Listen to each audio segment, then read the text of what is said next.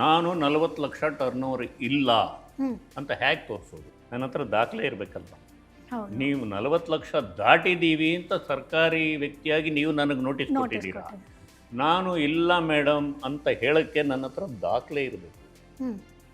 So ನಾನು ನನ್ನ ಸ್ಟೂಡೆಂಟ್ಸ್ಗೆ ಅವಾಗ ಹೇಳ್ತಾ ಇರ್ತೀನಿ ಇಂಗ್ಲೀಷಲ್ಲಿ, if you want to break records keep records. ದಾಖಲೆ ಅನ್ನೋದು ಮುಖ್ಯ.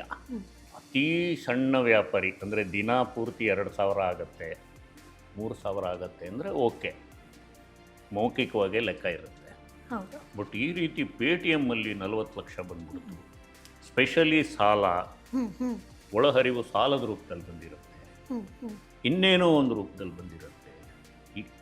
ಒಮ್ಮೊಮ್ಮೆ ಪೇಟಿಎಮ್ ಅವರೇ ಸಾಲ ಕೊಡ್ತಾರೆ ನಿಮಗೆ. ಆ ಸಾಲ ಸಿಗುತ್ತೆ ಅಂತಲೇ ಜನ Paytm ತೊಗೊಂಡಿರ್ತಾರೆ.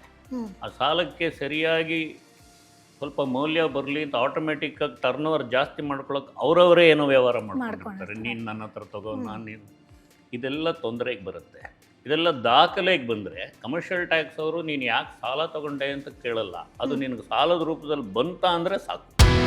Boss Vala, B the boss.